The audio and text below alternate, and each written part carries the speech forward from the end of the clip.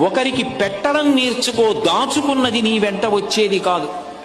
నరసింహశతక కర్తే ఒక మాట అంటాడు, తల్లి గర్భము నుండి ధనము తేడెవ్వడు, వెళ్ళిపోయేడినాడు వెంటరాదు, లక్షాధికారైన లవణమన్నమే కాని మెరుగు బంగారంబు మింగబోడు, విత్తమార్జన చేసి విర్రవీగుట కాని కూడబెట్టిన సొమ్ము కుడువలేడు, కుందుగామరుగైన భూమి లోపల పెట్టి దాన ధర్మము లేక దాచి దాచి తుదకు దొంగలకిత్తురో దొరలకవునో, తేనెజుంటీగలియవా తెరువరులకు, భూషణ వికాస శ్రీధర్మపుర నివాస దుష్ట సంహార నరసింహ దురిత దూరా.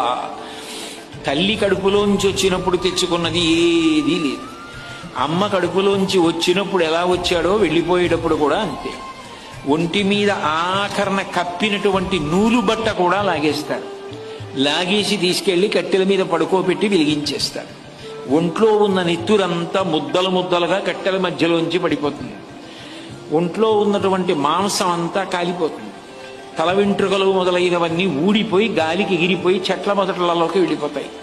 ఎముకలు ఊడి మెల్లిమెల్లిగా కింద పడిపోతే కొడుకు అస్థి సంచయనం చేసి తీసుకెళ్లి గంగా నదులలో కలిపేశాడు.